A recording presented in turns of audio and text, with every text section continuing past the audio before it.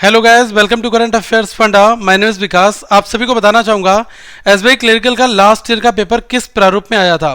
अगर आप इस साल एसबीआई क्लरिकल को टारगेट कर रहे हैं तो ये लेसन बहुत इंपॉर्टेंट है। यहाँ पर दोस्तों क्वांट में क्या क्या चीज़ें पूछी गई थी और उसका पार्टीशन किस तरीके से था कि क्वेश्चन कौन से सेक्शन से पूछा गया था, वो चीज़ें मैं यहाँ पर आपके साथ डिस्कस करूंगा। तो इस सेशन को शुरू करने से पहले आपको बताना चाहूंगा कि एसबीआई क्लरिकल का एक फ्री मॉक टेस्ट अगर आप बनाना चाहते हैं तो उसका लिंक मैं आप सभी को नीचे डिस्क्रिप्शन में दे दूंगा। ये जो मॉक टेस्ट है ये प्रैक्टिस मॉक की ओर से दिया गया है और इसमें आप प्री और मेंस दोनों टाइप के मॉक टेस्ट को आप बना सकते हैं। तो लिंक आप नीचे डिस्क्रिप्शन में ले सकते हैं। पहले आपको बता दूं कि एसबीआई क्लरिकल का जो एग्जाम आपका होता है ये आप देखते होंगे इंग्लिश, न्यूमेरिकल एबिलिटी और रीजनिंग, ये तीन मेजर सेक्शंस यहाँ पर होते हैं। इंग्लिश केवल 30 क्वेश्चन आते हैं 30 नंबर के, और बाकी क्वांट और रीजनिंग में 35 क्वेश्चन आपके पूछे आते हैं। टाइम आपको हर एक सेक्शन के लिए 20-20 मिनट का दिया जाता है। इसी 20 मिनट में आपको पूरा सेक्शन अटेम्प्ट करना होगा। तो जो लोग पहली बार ध्यान से इस एग्जाम को देना चाहते हैं तो उनके लिए मैं ये जरूर कहूंगा कि यहाँ पर निगेटिव मार्किंग 1/4 होती है। मतलब अगर आपने एक क्वेश्चन ठीक किया तो आपको +1 मार्क्स मिलेगा। अगर आपने क्वेश्चन गलत कर दिया तो आपके 0.25 मार्क्स डिडक्ट कर दिए जाएंगे। मतलब 4 क्वेश्चन अगर आप गलत कर आ गए तो 1 नंबर आपका निगेटिव मार्किंग से चला जाएगा। ठीक है, तो इस चीज का आपको ध्यान रखना है कि हमें अपनी एक्यूरेसी के ऊपर फॉलो करना है। तुक्के बिल्कुल नहीं मारना, गैस मारोगे तो इस पेपर से आप आउट हो जाओगे।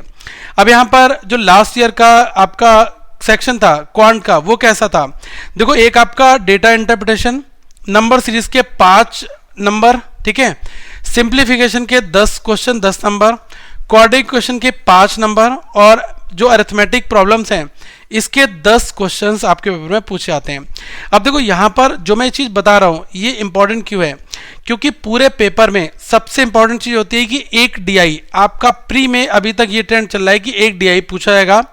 और जो 10-10 नंबर का सेक्शन होगा वो होगा आपका एक तो सिंप्लीफिकेशन या फिर अप्रॉक्सीमेशन का। ये जरूरी नहीं कि सिंप्लीफिकेशन ही आए, अप्रॉक्सीमेशन के भी सवाल हो सकते हैं।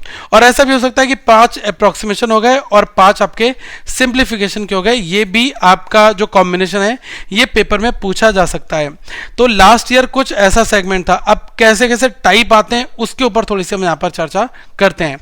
तो पहले मैं आपको डीआई बता रहा हूँ। जो एक डीआई आपका पूछा आता है, तो जैसे कि टेबलर, ये बहुत कॉमन है। टेबल आपको बनी होगी, उसमें से आपको एनालाइज करना होगा और आप इजिली उसको बना पाएंगे। टेबल डीआई का डेटा जो है आप इजिली आप उसको बना सकते हैं, उसमें कोई ज़्यादा परेशानी नहीं आएगी और आप 5 नंबर के लिए एलिजिबल वहाँ पर हो जाएंगे। इसके बाद आप देख लो कि कभी बार ग्राफ दे दिया जाता है कि बार में से डेटा निकालना है, लाइन ग्राफ है, पाई चार्ट है, या फिर कभी कभी दोस्तों ऐसा भी केस आ जाएगा कि वो आपसे कंपोजिट डीआई या फिर मिसिंग डीआई भी पूछ लें। अब ये जो मैं आपको बता रहा हूं कि कंपोजिट डीआई क्या है। कंपोजिट डीआई का मतलब है कि एक आपको यहां पर दिया गया है पाई चार्ट, ओके, और इस पाई चार्ट के साथ में एक आपको टेबल दे दी गई, ओके। तो आप यहां पर देख पाओगे कि पाई चार्ट प्लस टेबल, ये दोनों का कॉम्बिनेशन जो है वो आपका कंपोजिट डीआई कहलाएगा। ठीक है, कई बार क्या होता है कि मिसिंग डीआई, हमारे पास में जो एक ऐसी हमें टेबल दे दी जाएगी जिसमें हमें डेटा दिया होगा लेकिन उसमें कुछ जो फिगर्स हैं वो मिस होंगे। तो अगर आप उसको कैसे देखोगे तो उसके लिए भी आपको प्रैक्टिस करनी पड़ेगी।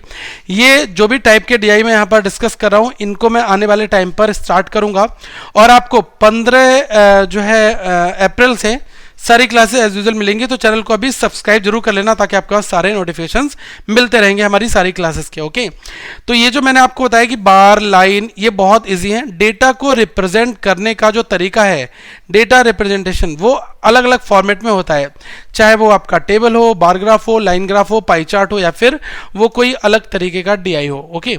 अगर मैं एक पैसेज लिख दूं, मैंने लाइन यहाँ पर लिख दी, अब इस लाइन में बहुत सारे फैक्ट हैं, फिर मैं क्या कर सकता हूँ कि इसी पैसेज को एक विजुअलाइज फॉर्मेट में मैं दिखा सकता हूँ, किसी ग्राफ के फॉर्मेट में। तो डेटा का जो रिप्रेजेंटेशन है वो इधर अलग अलग फॉर्मेट में होता है। तो ये जो मैंने आपको बताया ये कॉम्बिनेशन आपके पूछे आते हैं और एग्जामिनर का मूड है कि वो क्या पूछ ले, पेपर को थोड़ा टफ बना देगा तो वो कंपोजिट डीआई, मतलब कि 2 ग्राफ वहां पर यूज होंगे, एक लाइन पूछ लेगा, एक पाई चार्ट कर देगा, ठीक है, या फिर टेबल प्लस बार ग्राफ कर देगा, टेबल प्लस पाई चार्ट कर देगा, कुछ भी हो सकता है। तो आपको हर एक सिचुएशन के लिए तैयार रहना पड़ेगा।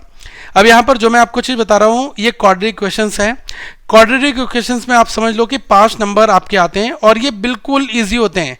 फ्री के नंबर आप इनको बोल सकते हो, क्योंकि यहाँ पर एफर्ट्स नहीं लगाने पड़ते। 3 मिनट में आप 5 क्वेश्चन बना सकते हो। एक क्या है कि या तो आपसे विदाउट कोफिशिएंट पूछ लिया जाएगा, मतलब कि एक्स स्क्वायर के साथ में कोई टर्म नहीं होगी, ठीक है, तो ये सिंपल वाला हो गया। एक विद कोफिशिएंट में क्या है कि जो एक्स स्क्वायर बाई स्क्वायर है, यहाँ पर आपको साथ में एक एक नंबर यहाँ पर न्यूमेरिक वैल्यू दे दी जाएगी। तो आपको दोनों सिचुएशन के लिए तैयार रहना है। वैसे ये जो 2 सवाल मैंने यहाँ पर डिस्कस किए हैं, ये है क्वेश्चन नंबर 1 और क्वेश्चन नंबर 2। आप इन दोनों का आंसर बताओ कि यहाँ पर क्या आ रहा है, X is greater than Y आ रहा है, X is less than Y आ रहा है। एक ऑप्शन होता है एक्स इज ग्रेटर देन और equals to Y, X is lesser equal to Y. एक आपका आता है X is equals to Y. ये जो कंडीशन आपकी बनती है, ये हमारा तब बनता है या फिर x बाई के बराबर है या फिर x और y के बीच में कोई भी रिलेशन हमारी नहीं बन पा रही है, ठीक है। तो हम यहाँ पर एक CND वाला जो केस रखते हैं वो हमारा इस फॉर्मेट में बनता है, या तो x और y के बीच में कोई रिलेशन नहीं बन रहा है या x और y बराबर है, तो उस केस में हमारा ये 5 नंबर वाला जो ऑप्शन होता है ये रहता है। तो क्वेश्चन नंबर 1 और 2 दोनों के लिए बताइए कि क्या आपका राइट आंसर यहाँ पर निकल कर आएगा। एक चीज़ आपको और बता रहा हूँ कि क्वाड्रेटिक क्वेश्चंस में एक आपका पैरामीटर अलग चेंज हो जाता है। उसमें क्या होता है कि क्वांटिटी कंपैरिजन Q1 और Q2 ये वाले सवाल भी पूछे आते हैं, 5 नंबर में ही आएंगे। मैं अगर रेट करूं, जो प्रीवियस ये वाला है ये कंसीडर दोस्तों इजी में होगा और ये थोड़ा सा मॉडरेट हो जाता है। ऐसा मैं क्यों कह रहा हूं, क्योंकि यहाँ पर आपका जो अरिथमेटिक नॉलेज है वो बहुत इंपॉर्टेंट रहती है। अगर आपका अरिथमेटिक बहुत स्ट्रांग है तो क्या होगा कि Q1 क्वांटिटी 1 में आपको एक डेटा दिया होगा, मतलब अरिथमेटिक का एक सवाल दिया होता है। जैसे मैं कह दूं यहाँ पर SI और CI का एक क्वेश्चन दे दिया गया। जो क्वांटिटी 2 है यहाँ पर हो सकता है कि मेंसुरेशन का सवाल आ जाए, टाइम एंड वर्क का डेटा दे दिया जाए, फिर आपको इन दोनों को सेपरेट सॉल्व करना, उसके बाद में इनको कंपेयर करना कि Q1 Q2 से बड़ा है या फिर Q1 जो है वो Q2 से छोटा है।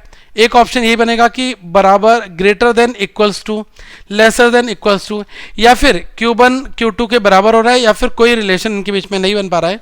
तो यही 5 केसेस आपके बनते हैं। तो ये आपको समझ में आ गया होगा क्वाड्रेटिक क्वेश्चंस का क्या प्रारूप होता है। अभी देखो स्टार्टिंग में मैंने आपको ये बताया था कि नंबर सीरीज में या तो मिसिंग पूछा जाएगा या फिर रॉन्ग पूछा जाएगा। तो आपको मिसिंग की भी और रॉन्ग की दोनों की इक्वल प्रैक्टिस करनी है। मैं यहाँ पर आपको ये बताना चाहूँगा कि लगभग 30 से 35 पैटर्न होंगे, उनको आप प्रैक्टिस मल्टीपल टाइम कर लो। किसी में इंटू 1+1 होता है, किसी में आपका डिफरेंस से काम चल जाता है, किसी में स्क्वायर का डिफरेंस आता है, किसी में क्यूब आता है, किसी में मल्टीप्लाई +2 का स्क्वायर हो जाएगा, प्लस मल्टीप्लाई +3 का स्क्वायर, ऐसे कोई भी इधर उधर का कॉम्बिनेशन बनाया जा सकता है। तो आप 30-40 कॉम्बिनेशन कर लोगे तो इससे आपका दोस्तों ये वाला पूरा पोर्शन कंप्लीट हो जाएगा। अब जो लास्ट पोर्शन है वो है सिंप्लीफिकेशन और अप्रॉक्सीमेशन का। बहुत इंपॉर्टेंट यहाँ पर है, आप ध्यान से इसको समझना। या तो कोई एक सेगमेंट 10 नंबर का आएगा, अप्रॉक्सीमेशन 10 का, या फिर आपका जो सिंप्लीफिकेशन है ये 10 नंबर का पूछा जाएगा। कभी कभी क्या होता है कि दोनों आपके 5-5 नंबर के क्वेश्चंस पूछ लिए जाते हैं। अब यहाँ पर इस टॉपिक को करने के लिए क्या आपको आना चाहिए, पहले तो आपको बोर्ड माउस का बेसिक बिल्कुल आना चाहिए कि बोर्ड माउस किस तरीके से काम करता है। पहले bracket, of, division, multiplication, addition और सब्ट्रैक्शन, ये चीज़ें प्रैक्टिकल अप्रोच में आपको आनी चाहिए। इसके साथ में ये जो मैंने आपको बताया सर्ट्स एंड इंडाइसेस, ठीक है, सर्ट्स एंड इंडाइसेस में भी आपके सवाल आते हैं और यहाँ से आपको आना चाहिए, ठीक है। जैसे आपने देखा नहीं होगा कि 2 की पावर 5 यहाँ पर x की ये लिख दिया गया 2 की पावर x, तो आप कंपेयर करते होगे। ऐसे क्वेश्चंस आपके बनते हैं कि हम पावर्स को जब हम मल्टीप्लाई करके कन्वर्ट कर लेते हैं कंपेयर करके, तो ऐसे क्वेश्चंस आपने देखे होंगे सर्ट्स एंड इंडाइसेस में, ठीक है। कई बार आपने देखा होगा कि 1 डिवाइड बाय x की पावर 2 है तो ऊपर जाकर ये माइनस में हो जाती है, तो ऐसे क्वेश्चन आप बनाओगे, ठीक है। इसके अलावा स्क्वायर रूट, क्यूब रूट आना चाहिए, आपको टेबल आनी चाहिए लगभग 30 तक, साथ में स्क्वायर और आपको क्यूब रूट, ये दोनों जो मैंने आपको नंबर के स्क्वायर और क्यूब निकालना अलग चीज़ है, स्क्वायर रूट, वर्गमूल और आपको जो क्यूब निकालते हो, ठीक है, वो भी आपको आना चाहिए। और स्पीड हमेशा मैटर करती है क्वेश्चन के रिस्पेक्ट में, तो यहाँ पर इस सेगमेंट में आपकी स्पीड बहुत इंपॉर्टेंट होगी। 10 क्वेश्चन आ रहे हैं तो आपको 10 मिनट नहीं लेने हैं, ज़्यादा से ज़्यादा 5-6 मिनट में आपको ये 10 क्वेश्चन ग्रैब करने हैं, क्योंकि प्री में टारगेट हर एक बंदे का ये रहना चाहिए कि 70 to 75 हमें स्कोर करना है अगर पेपर ईजी आ रहा है। ये मैं पॉजिटिव की बात कर रहा हूँ, ठीक है। कई बार क्या होता है 68 भी कट ऑफ जाती है, 69, 72 भी जाती है, लेकिन आप प्रैक्टिस इस हिसाब से करो कि इस माइलस्टोन तक पहुंच पाओ अपने आप को लेकर। ओके, अब ये जो लास्ट सेगमेंट है ये वर्ड प्रॉब्लम्स का, अर्थमेटिक का, ये भी 10 नंबर का रहता है। अब इसके लिए क्या है, बिल्कुल बेस बता रहा हूँ। परसेंटेज आना चाहिए, परसेंटेज टेबल पढ़ो, परसेंटेज के सारे टाइप बनाओ, रेशियो बनाओ और टाइम स्पीड डिस्टेंस, ये टॉपिक जो है आपको पढ़ने हैं। Profit and loss, time and work, simple interest, compound interest हो गया, एवरेज की प्रॉब्लम्स, एजेस की प्रॉब्लम्स, मेंसुरेशन, ये सारे टॉपिक आपके अरिथमेटिक में लगभग 10 क्वेश्चन पूछ आते हैं और हर एक टाइप अलग अलग होता है। कई बार 2 क्वेश्चन सेम मिल जाएंगे, लेकिन इसमें क्या होता है कि आज के टाइम पे जो क्वेश्चंस आ रहे हैं वो आप क्या आ रहे हैं कि आप देखोगे परसेंटेज और इसके साथ में एक चीज़ आपको रेशियो का यूज़, या फिर आप देख लोगे कि आपको मिक्सचर्स एंड एलिगेशन का टॉपिक दे दिया जाएगा, उसमें भी आपका परसेंटेज रेशियो ढंग से यूज़ होता है। तो ये जो टॉपिक है परसेंटेज रेशियो, इसको बहुत ढंग से पढ़ लो तो ये चीज़ आपकी दोस्तों ओवरकम हो जाएगी। ठीक है, बाकी आगे हम लोग काफ़ी सारी क्लासेस लेकर आएंगे और मैं हमेशा कहता हूँ कि अपनी परफॉर्मेंस को मेज़र करने का सबसे बेस्ट तरीका ये है कि आप टेस्ट दो। जब आप मॉक टेस्ट बनाओगे तो इससे आपको आइडिया लगेगा। तो प्रैक्टिस मॉक का जो फ्री टेस्ट है इसका लिंक मैंने आपको नीचे डिस्क्रिप्शन में दिया, बिंदास बनाओ। और आगे बहुत सारे आपको टेस्ट देखने को मिलेंगे, लाइव टेस्ट आएंगे और भी चीज़ आएंगी, वो मैं आप सभी को इंटीमेट करता रहूँगा। तो चैनल को सब्सक्राइब कर लो और इस बेल आइकन को दबा लो ताकि आपके पास हर एक अपडेट आता रहे। और एक रिक्वेस्ट आपसे जरूर करूँगा कि वीडियो को लाइक करना और अपने दोस्तों तक आगे इसको फॉरवर्ड शेयर जरूर करना, सो दैट ज़्यादा से ज़्यादा लोग इस वीडियो लेक्चर को समझ पाएँ और हम लोग आगे और भी काफ़ी चीज़ें लेकर आएंगे। So thank you guys, have a good day to all of you once again. हम लोग अगली वीडियो में फिर मिलेंगे।